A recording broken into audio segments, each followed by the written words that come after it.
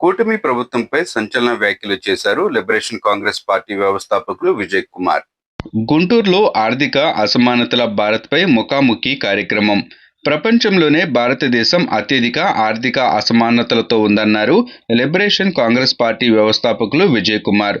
గురువారం మధ్యాహ్నం 12 గంటల సమయంలో గుంటూరు నగరంలోని రామన్నపేటలో జన చైతన్య వేదిక ఆధ్వర్యంలో ఆర్థిక అసమానతల భారత్పై లిబరేషన్ కాంగ్రెస్ పార్టీ వ్యవస్థాపకులు విజయ్ కుమార్ ముఖాముఖి కార్యక్రమం నిర్వహించారు.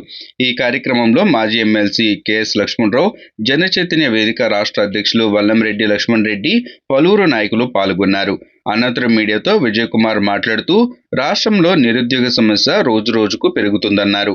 కూటమి 2 ఏళ్ల పాలనలో రాష్ట్రంలో ఎన్ని పరిశ్రమలు వచ్చాయి, ఎంతమంది నిరుద్యోగ యువతకు ఉద్యోగ అవకాశాలు కల్పించారో సమాధానం చెప్పాలని విజయ్ కుమార్ డిమాండ్ చేశారు. అమరావతి రాజధాని పేరుతో లక్షల కోట్ల రూపాయలు ఒకే ప్రదేశంలో దారబోయడం సరైన విధానం కాదన్నారు. పీపీపీ పేరుతో ప్రభుత్వ మెడికల్ కళాశాలలను ప్రైవేటీకరణ చేయడం దుర్మార్గమన్నారు. కోట్ల రూపాయల విలువైన భూములను కేవలం 99 పైసలకే కార్పొరేట్ శక్తులకు అప్పగించడం దారుణమన్నారు. గతంలో ఎన్నడూ లేని విధంగా ఎలక్షన్ కమిషన్ పెద్ద ఎత్తున విమర్శలు ఎదుర్కొంటుందన్నారు. తిరుమల తిరుపతి లడ్డు ప్రసాదం విషయంలో ఎలాంటి పశువుల కొవ్వు కలవలేదని సాక్షాత్తు సుప్రీంకోర్టు స్పష్టం చేసిందన్నారు. తక్షణమే చంద్రబాబు, పవన్ కళ్యాణ్లు సమాజానికి క్షమాపణలు చెప్పాలని విజయ్ కుమార్ డిమాండ్ చేశారు.